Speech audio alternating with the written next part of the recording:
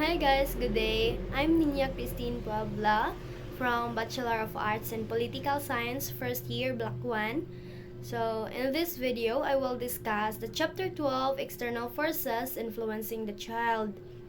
So, dani matakol nato if kanang mga external forces na maka-influence sa mga bata if unsa bitaw ang ihang attitude.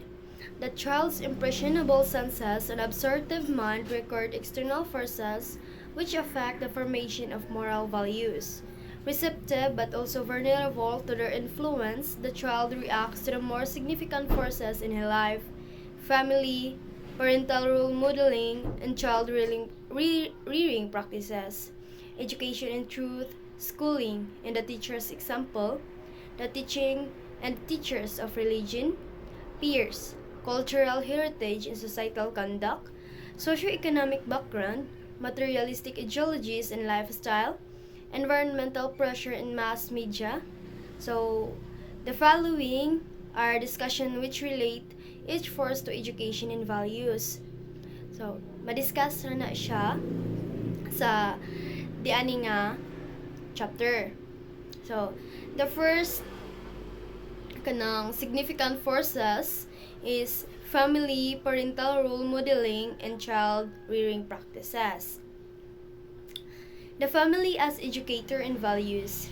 The family is the most natural, powerful, and enduring transmitter of moral values. So, syempre, kita sa bata-bata, ang ato adyong attitude is came from our parents. 'Di ba, right? So, if giunsa tapag ate man sa ato ang parents or unsay gipakita sa ato ang parents nga batasan is maopoy ma-adapt sa isa ka bata, like og unsay kanang batasan sa parents maopoy murag mana bitaw sa isa ka bata, like butan ang inahan relihiyoso maupod ang anak.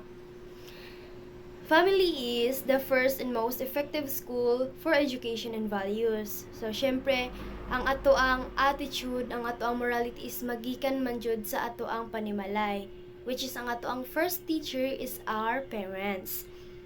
The community of love and solidarity, which is uniquely suited to teach cultural, ethical, social, spiritual, and religious values essential for the development of well-being of its own members and of society. Next is the family and the natural law. The natural law is observable and understandable. Simple observation and apprehension, judgment, and reasoning lead us to conclude that the basic instinct of the proactive act is the inclination towards survival of the human race. Second, every human being is born not independently nor in isolation but into a family. So kita dyan tanan nagikan jud ta sa isa ka pamilya.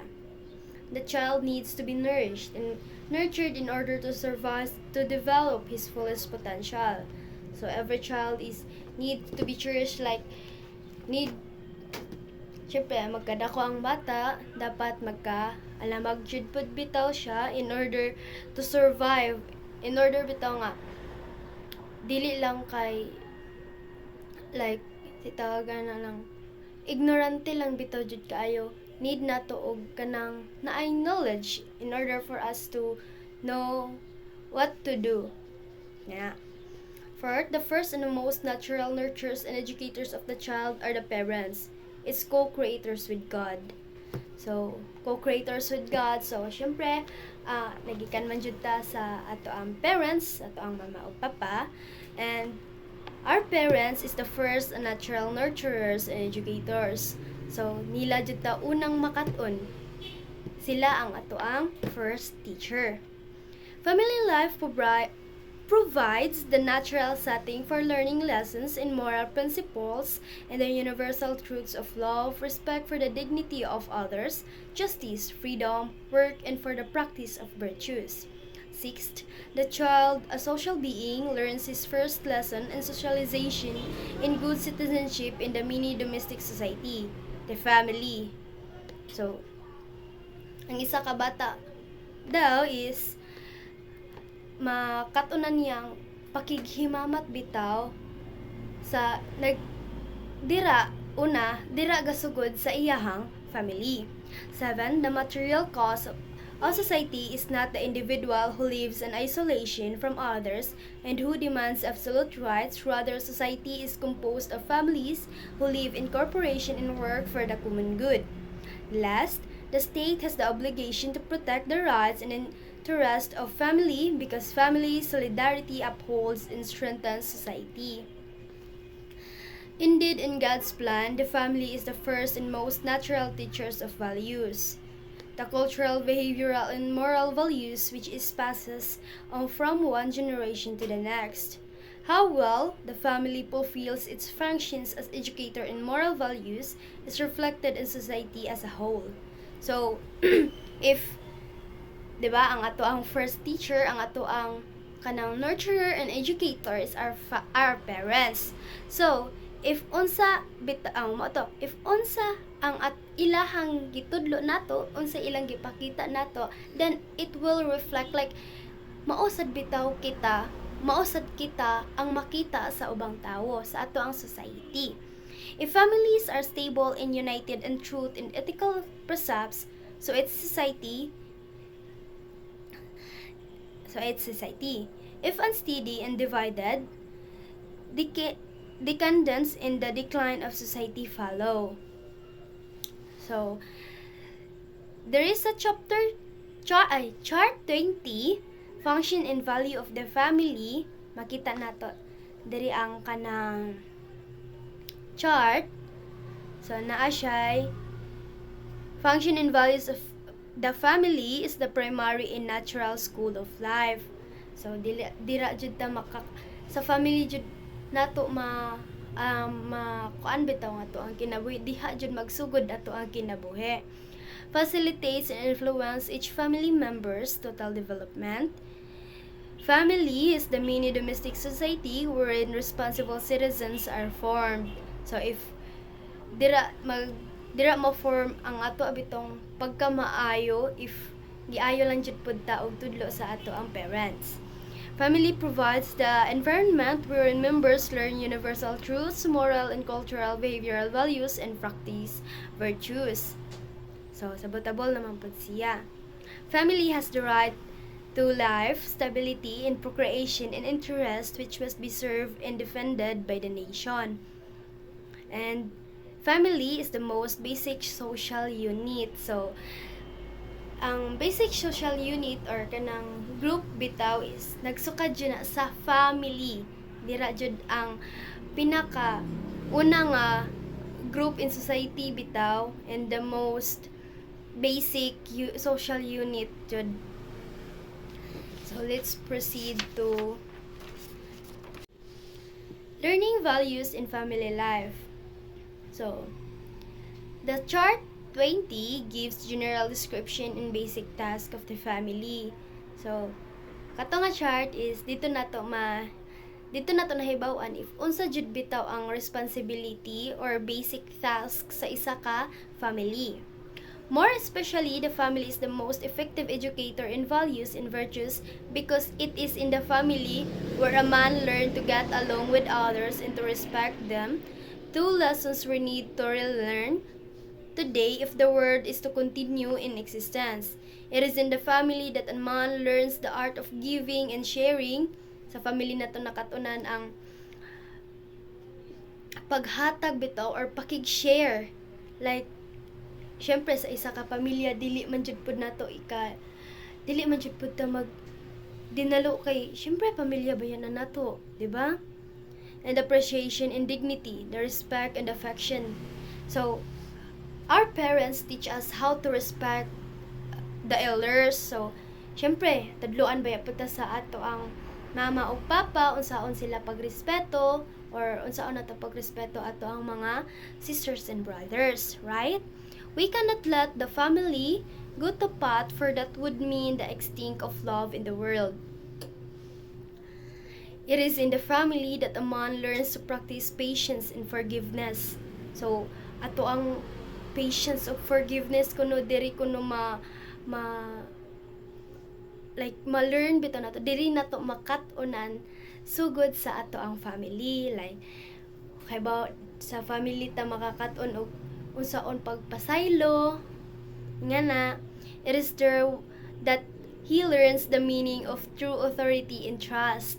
So syempre musalig man jud sa ato ang family, right? It is there that he learns to serve and to give for himself, to help and to participate, to listen to others, and to appreciate the worth of sacrifice. So, if a child kana bitaw matudluan siya og maayo sa iyahang parents, then like mo to makahibaw na siya nga it is important to sacrifice, it is important to kanang lisan, kana bang mamaminaw ka sa unsay hiingon sa lain, dili lang kay ato magpabungol-bungol lang tay ana. Brotherhood among men will be possible only if it exists among the brothers and the sisters in the family. So, pag tinabangay, faith among men will be possible only if husbands and wives are faithful to one another. So, faith, pagsalig. If makatuntag pagsalig, kita nga anak, ang bata makatunog pagsalig, if ang mama o iyang papa is faithful lang bitaw sa isag isa, wala nila gipakita nga na ay problema like that. Understanding among men will be possible only if parents and children understand one another. So, ang bata is makatun bitaw o kanang pagsabot if gipakita po ni sa iyang parents unsaon or unsay maayo nga pamaagi bitaw, like magsinabtanay lang bitaw sud sa isa ka pamilya like that. So it is in the family that a man sheds his selfishness. His concern for the others become for him to source a greater happiness. That his concern for himself, the I gradually evaporates in the presence of the formidable we. It is there that we grows in social virtues, in the art and practice of giving of himself to others with generosity. Like, ang isa ka bata is makaton bitaw siya, makaton ang isa ka bata o kana bitaw pagka mahinatagon, like, or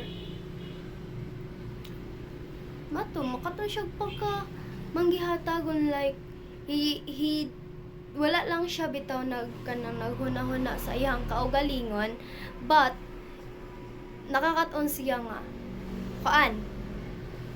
the I becomes we, like gusto kana bitaw naa na siya pakighiusa sa uban like that. If the good family is fostered, promoted, and protected by society, the individuals are in a position to grow up to their fulfillment in the best possible environment. The blend of privacy and affection conducive to the development of the social virtues of a good citizen. The effectiveness of all other educational agencies depends on the primary and natural school of life. If the integrity of the family is undermined through legislation which legalize divorce, abortion, and contraception, then the family is no longer preserved as the most basic social unit, the vital cell of society. So, if kana bitong, so karon nga panahon is nahisgutan naman jud tong na-approved or ang katubitong divorce bill like that, nga okay na ang divorce diri sa Pilipinas. Nahisgutan naman, nakaibaw man jud ta ana, right? Kaya na discuss naman po na nato. So if ma-legalize kuno ang divorce, abortion, and contraception, like if ang isa ka family is mag-divorce or isa ka family is nag-abort or kana bang murag contraception kanang ano bang it is okay to kanang kuan man pod to okay ra man po ng family planning, but kanang dili bitaw na to makuan ang essence sa isa ka family like that nga divorce nganong ingana. So I'm not kanang kuan man pod sa mga uyon sa divorce, but for me bitaw kana bang kanang sacred manggod kaayo ang kasal, like kintahay na ana mo'y anak, dagko na inyong mga anak, then nagpa-divorce. So unsa na lang may bation sa inyong anak, di ba? If unsa lang inyong anak, so mahuna-hunaan po sa inyong anak nga okay ra mang pa-divorce, naguba ang family, so or kan ba naay masakitan, naay maapektuhan nga laing tao if ato abitaw ning buhaton, like murag legalize ato ang murag i-normalize na lang ang ingani nga mga butang asa man ato matawag nga family is the best educator and nurturer if ato ang illegalize ning ingani nga butang, di ba? And so it is stated here that family is no longer preserved as the most basic social unit. So dili na siya matawag nga most basic social unit kay naguba naman, nag-divorce naman, nagbuwag naman, then naguba na pod ang isa ka family. It no longer functions as the cradle of all human morality, the most effective school for education in values. So, if nakitaan sa inyohang mga anak nga gubot na jud kayo bitaw niya nagpa-divorce, or di ba kaha nahibawan sa uban nga nagpa-abort mo, like ingana, so dili na jud na siya, so diana na magsuon nga dili jud matawag ang parents bitaw as good educator for their children, kay gipakita man nila nga baliwala na lang nila ang pagka-sacred sa isa ka family. Then let's proceed to the next kanang topic, parents as role models. In practicing the art of parenthood, the aunt of example is worth a ton of preachment. Our children are watching us live, and what we are shouts louder than anything we can say. The wise mother and father perceive the demands of hill reflection. They struggle to practice more and preach less. But the well-meaning mother and father who nag and endlessly lecture, who do not realize how observant a child is, do not they underestimate the impact of role modeling. So if sama to, practice more and preach less. Kana bang murag,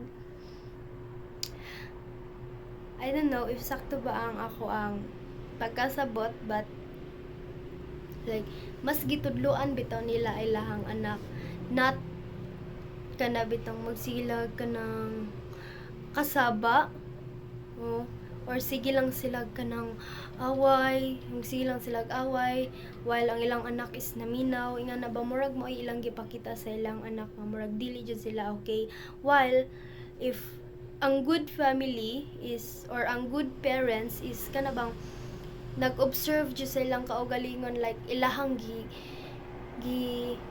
ayo og dala ilang anak, ayo nilag dala ilang relasyon, so there kanang child bitaw ug unsay makita sa ilang anak, then maopoy kanang makatunan, like syempre if unsa bayay buhaton sa parents, mao jud baya pod ang makatunan sa isa ka anak, right?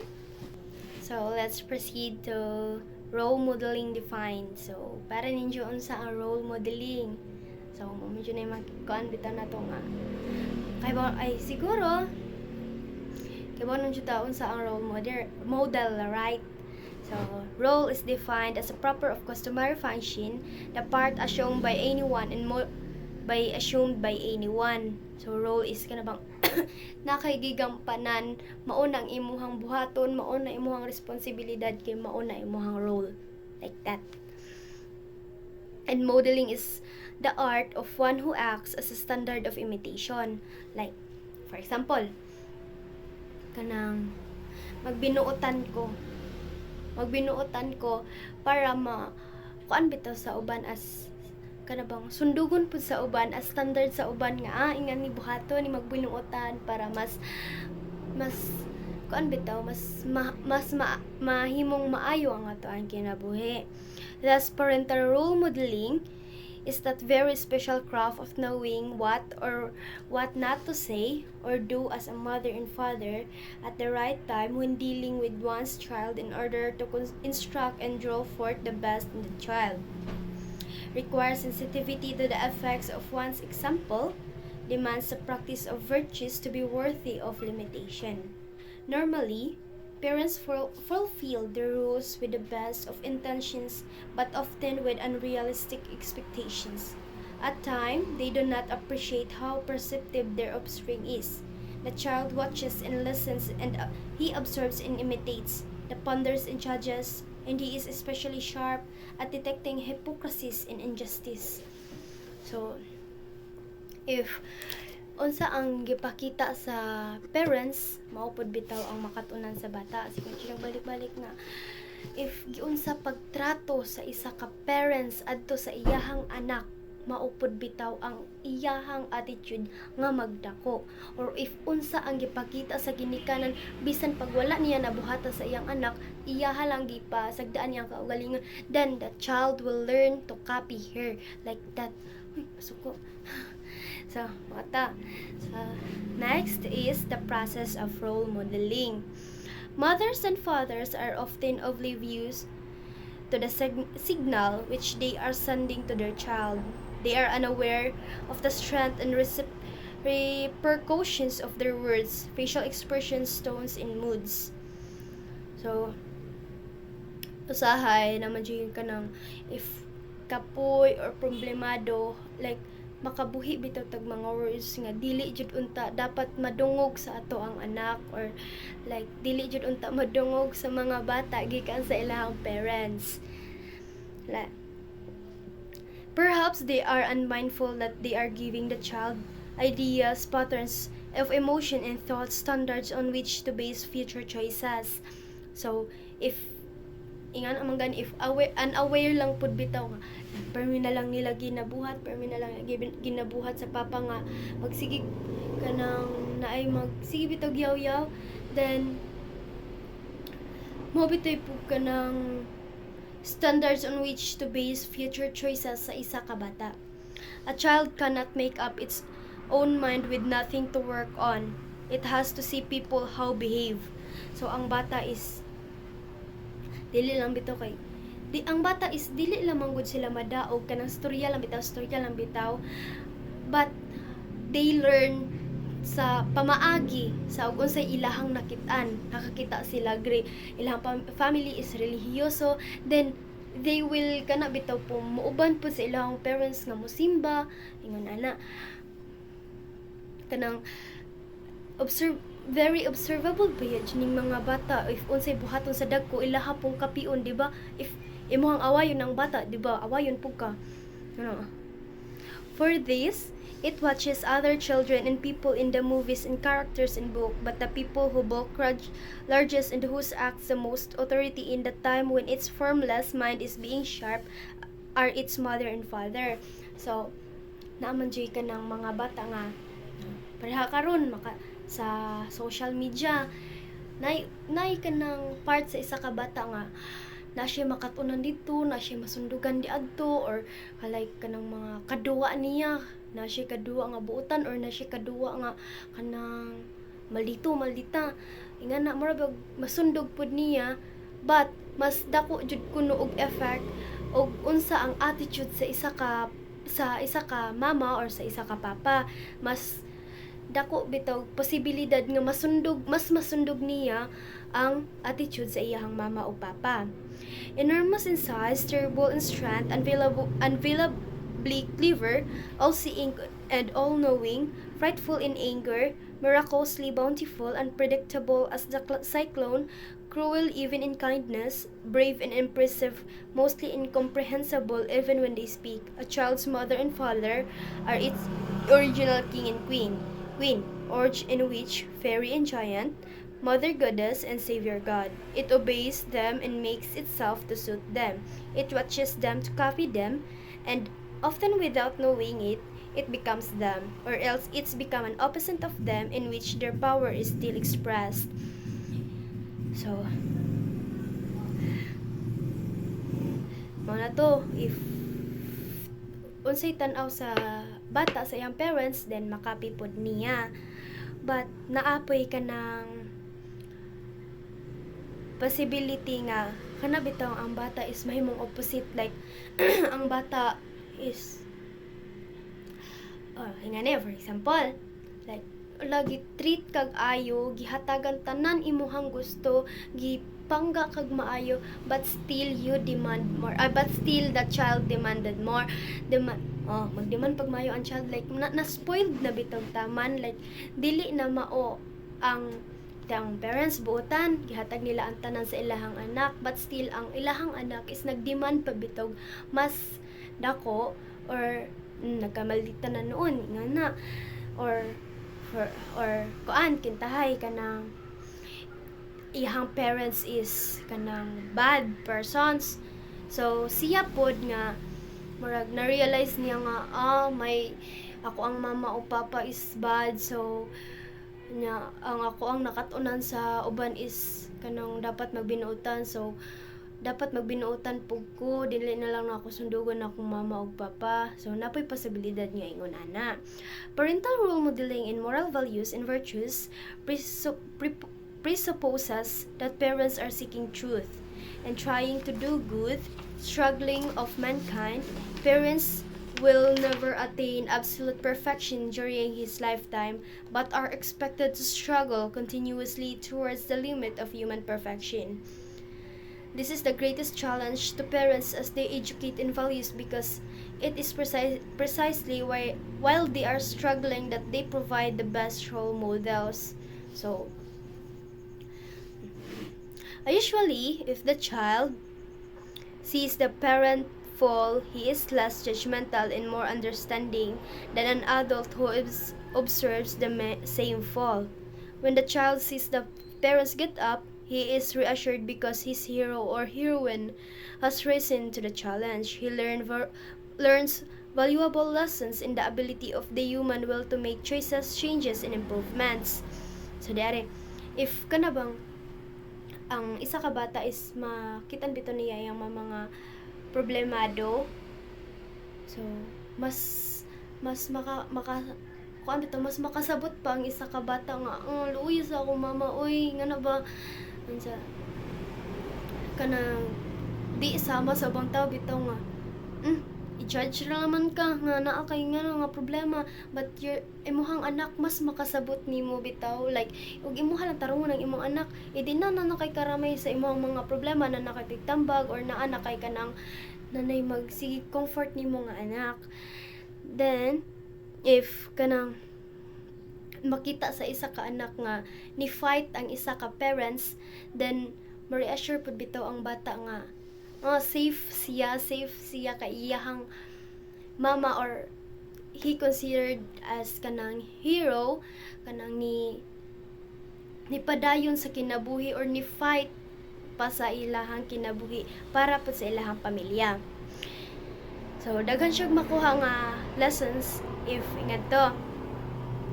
And though the parent's example, the child overcomes fears, he is less afraid of assuming responsibility in taking the consequences of his acts. He is inspired to persevere with optimism. The other child, however, more discerning and critical, may be less tolerant to parental rules.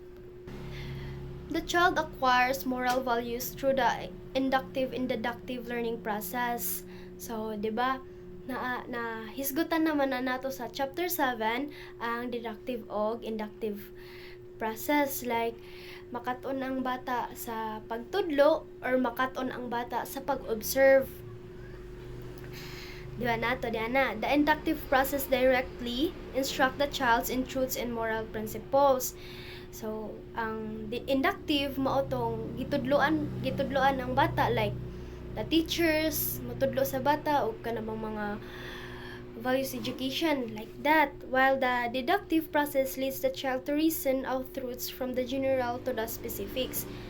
So mao na to ang deductive, which is kanabang more on observe siya o unsa iyang makita mao pud iyang makatunan, or mao pud iyang maupod ang mahimong siya.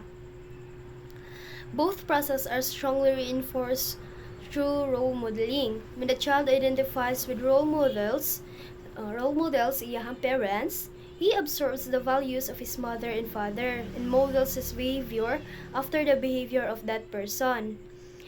This is he thus unconsciously he compared with conscious imitation in which the intentionally tries to be like someone else.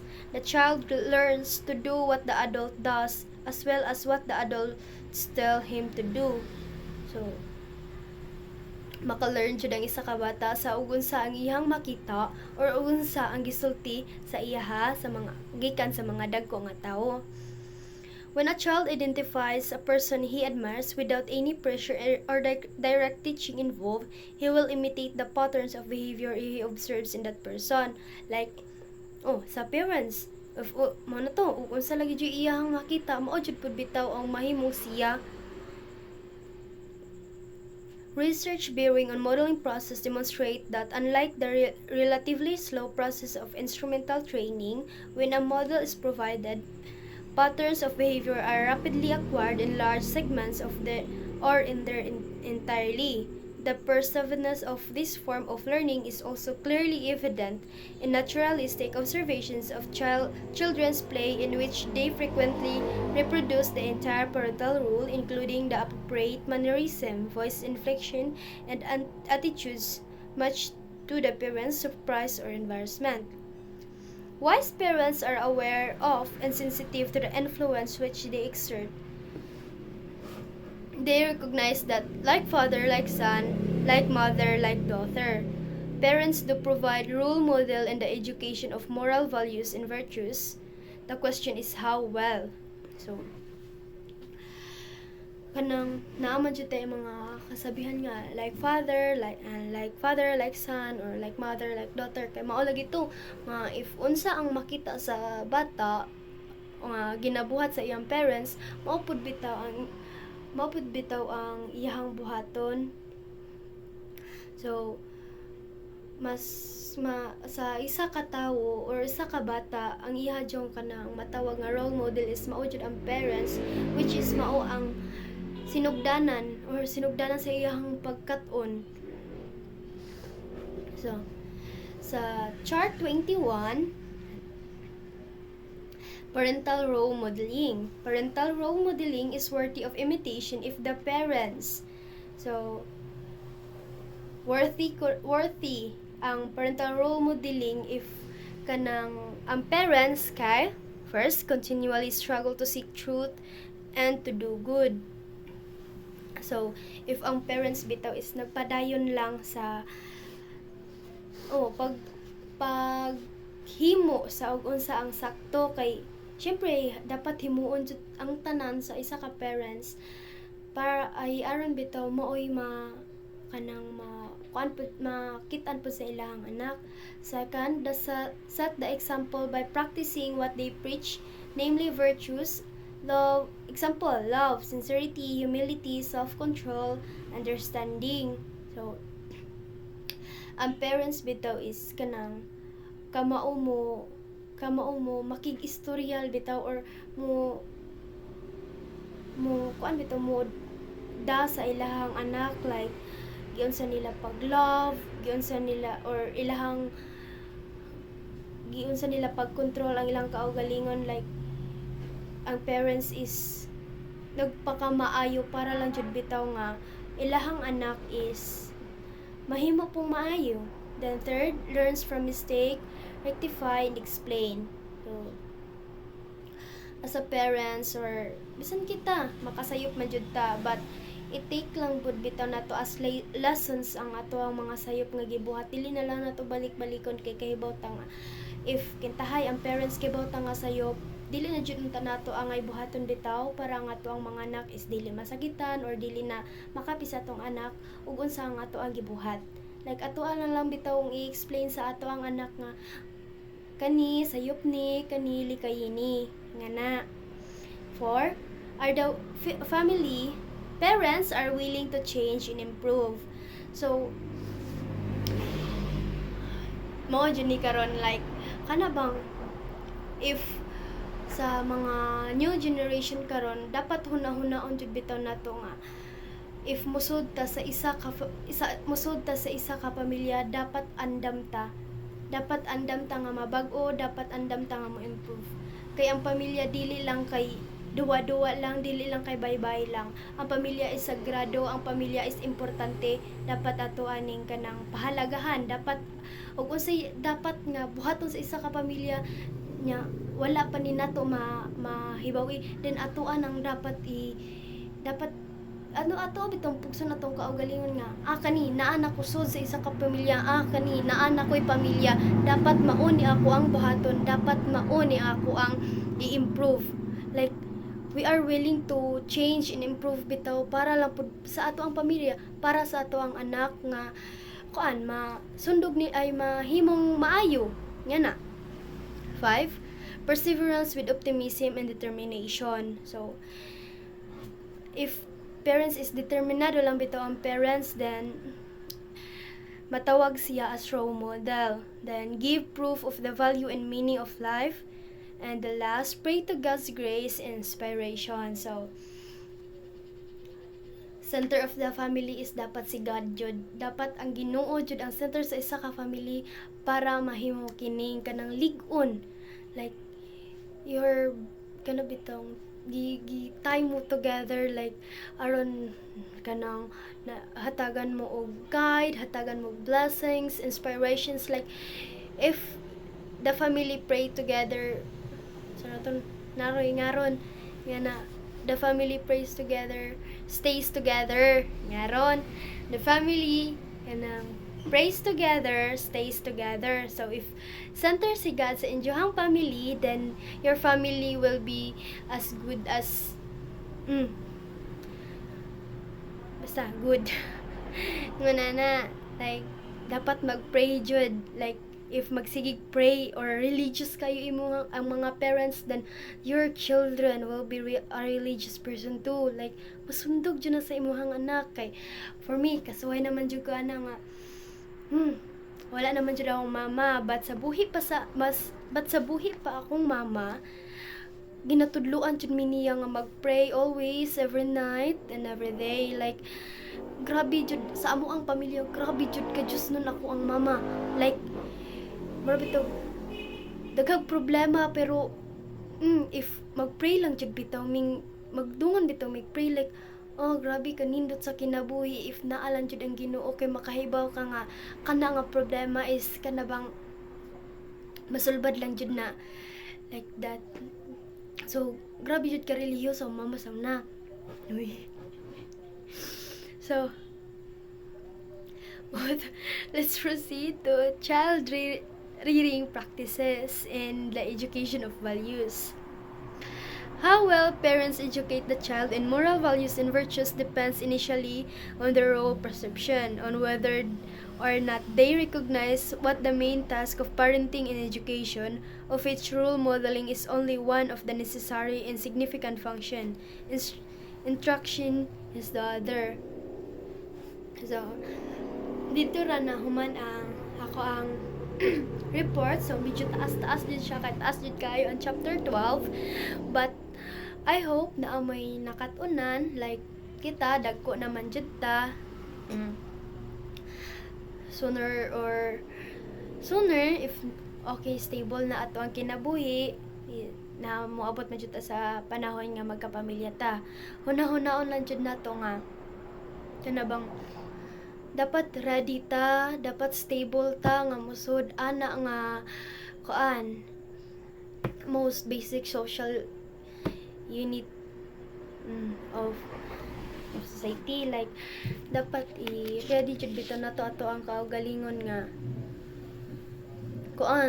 umatong ganina nga mag-adjust din jud bitaw ta. Dapat magsinabtanay if intahay na anay mga anak, dapat dili na ipataas ang pride. Kay syempre naana ba yamoy anak nga naminaw ninyo, naana ba yamoy anak nga gipadako. So what's the kanabang usa may pulos na magsige pag-away naana moy anak, di ba? Unja mag-divorce saan mo pagtawag sa isa ka pamilya nga sagrado, di ba? If inga na man gani inyong mindset. If mag-away, I know naaman siya kasulbaran sa tanang problema, but I'm not conscious sa divorce gyud nga na, but dapat lang gyud bitaw nga magsinabtanay lang gyud kay if naa lang gyud pagsabot sa bisa usag-usa or naa lang gyud faith sa usag-usa, dili lang gyud ta magpakasala like that, dili lang gyud mag-cheat. Uy, dili lang gyud magbinunog kay dili magnilabay og kaldero nga na, para lang bitaw mag-stay together. Ang hinungdan mong gud pod anang uban nga magpa-divorce bitaw is like kapoy na cheating or kanang abuse. If mo dyan kasagaran nga hinungdan sa divorce, but ikaw as isa ka tawo, nganong mubuhat man pug kag cheating, nganong pasakitan man pud nimo ng imuhang asawa or imong bana, di ba? Nganong gipakaslan na nimo unsa imong pasakitan, gipakaslan nimo pero magnita ra kag lain. Unsa may pulos sa pagdala nimo ana adto sa altar? Unsay pulos sa pag-atubang ninyo sa Ginoo? Ingana naman di inyong buhaton, di ba? So, if musud tag pamilya, dapat ready ta, dapat andam ta. Kay tanang problema masulbad ra man jud pod, di ba? So, if naanay anak, dapat magpakaligon, dili lang kay unahon ang problema, unahon ang pride. Dapat unahon og unsa ang sakto. Kay mao nay madala nga batasan sa ato ang sa mga nay anak, dapat unsay buhaton ug unsay sakto para kuan bitaw sa mga parents nga naa nay anak nga na unsay masundog, like magbinuotan na lang jud nga parents or mag faithful, loyal nga na mag love each other. Mo jud pud to. Thank you.